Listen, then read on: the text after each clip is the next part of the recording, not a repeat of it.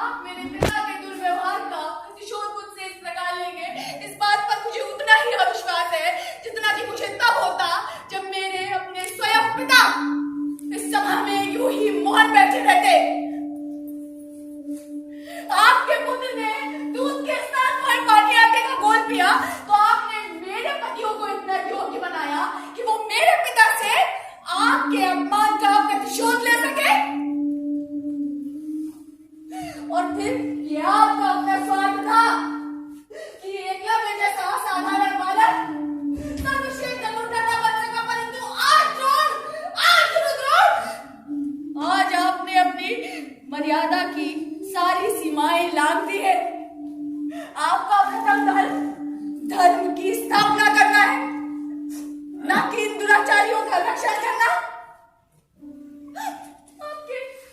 आपके नेत्रों के समक्ष आपके शिष्य आपकी पुत्री को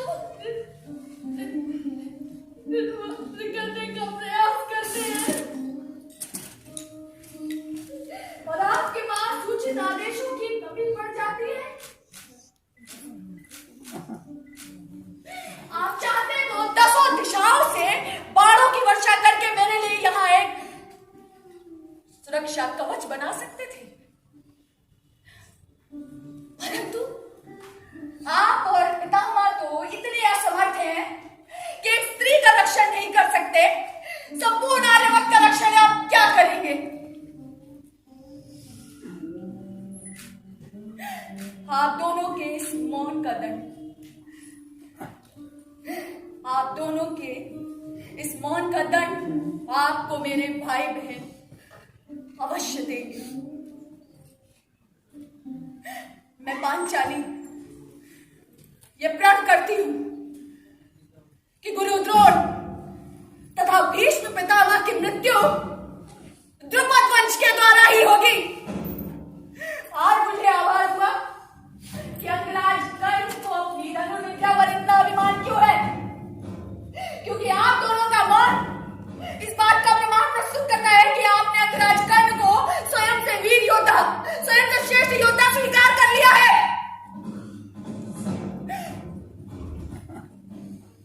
आज मैंने इस सृष्टि के श्रेष्ठतम योद्धाओं का धर्म तथा सामर्थ्य देख लिया है। मैं द्रौपदी उस महायुद्ध की घोषणा करती हूं जहां आपके इसी धर्म का न्याय होगा कि सभी मौनमुख मृत्यु को प्राप्त होंगे। आपके नेत्रों से पश्चाताप की जगह श्राप बहेगा और मेरा श्राप आप सबके कंठ में फूंक बनकर अटक जाएगा।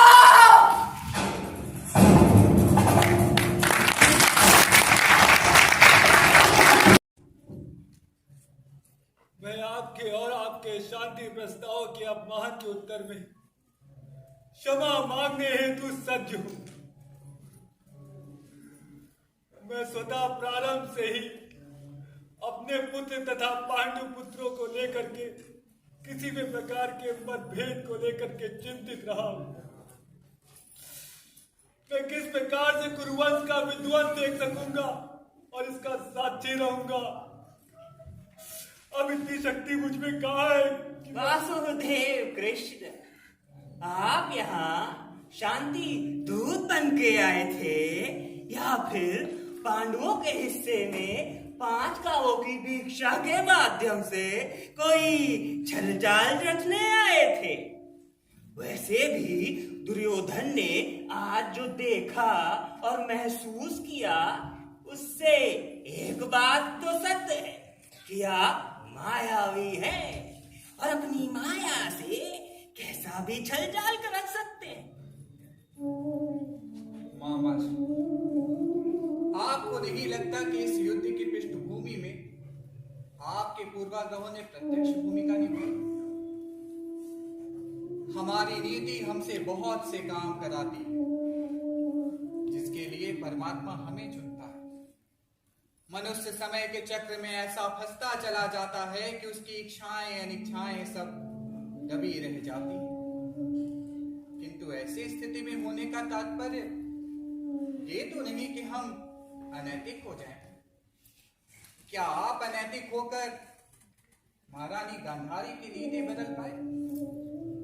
अपने भांजों की नीति भी नहीं बदल पाएंगे मामाश्री। अभी भी समय है।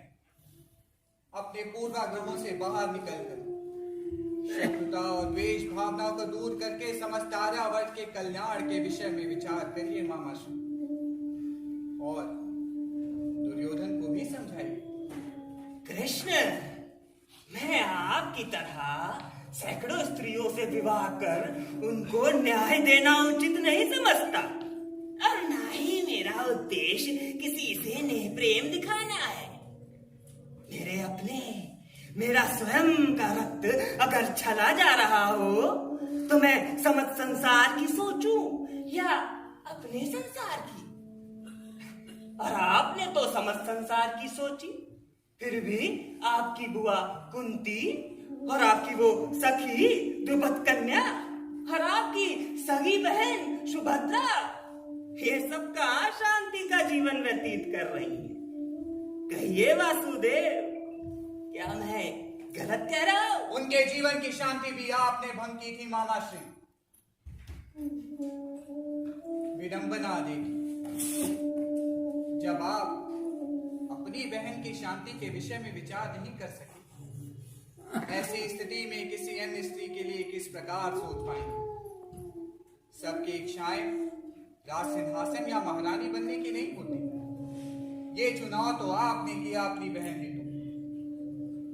मैंने अपनी बहन हेतु केवल योग्य वर चुना और ये चाहा कि धर्म के पथ पर चलते हुए आत्मसंतुष्टि को प्राप्त कर सके। मैंने कभी भी सृष्टि के विरुद्ध जाकर उनका भाग्य करने की चेष्टा नहीं की। सृष्टि ने जिस उद्देश्य की पूर्ति के लिए उनके भविष्य का निर्माण किया, वो उसी पथ की ओर अग्रसर है, और उन्हें इस बात का संतोष भी अवश्य होगा कि वो धर्म पथ पर है। अगर नियति ही सब रच रही है कृष्ण, तो फिर मैंने भी वही किया जो नियति का निर्णय था। फिर मैं कपटी और कूटनीतिक होने का दोषी कैसे हुआ? मनुष्य अपने विवेक का स्वामी स्वयं होता है मामाश्री। हमारी नीति में लिखे को धर्म द्वारा सिद्ध करना है या धर्म द्वारा, ये मनुष्य का विवेक तय करता है। आपने अपना सारा विवेक द्वेष भावना के चरणों में रख दिया और अपनी पहली दृष्टि भीष्म पितामह और पांडु वंश को नष्ट करने में लगा दी। मामाश्री, प्रेम और करुणा तो मनुष्य और प्रकृति दोनों के ही गुण हैं। आपने ये दोनों ही भाव अपने भांजों के मन में पनपने नहीं दिया और अपनी द्वेष और भावना को, अपने करुणा और अपने प्रेम को गांधार के अपमान पर केंद्रित कर दिया। महारानी, आपने भी मुझे कम निराश नहीं किया। आपने अपने नेत्रों के साथ साथ अपनी विवेकशीलता पर भी पट्टी बांध रखी है। मैं ये कैसे मान लूं कि आप इस बात से अनभिज्ञ थी कि आपके भाई द्वारा इस राजमहल के वातावरण को दूषित किया जा रहा है? आपने निश्चिंत होकर अपने पुत्रों को ऐसे हाथों में सौंप दिया जो उनके मन में अपने ही रक्त के प्रति ईर्ष्या, द्वेष और प्रतिद्वंदी होने की भावना के ज्ञान को सिंचित करता रहा है।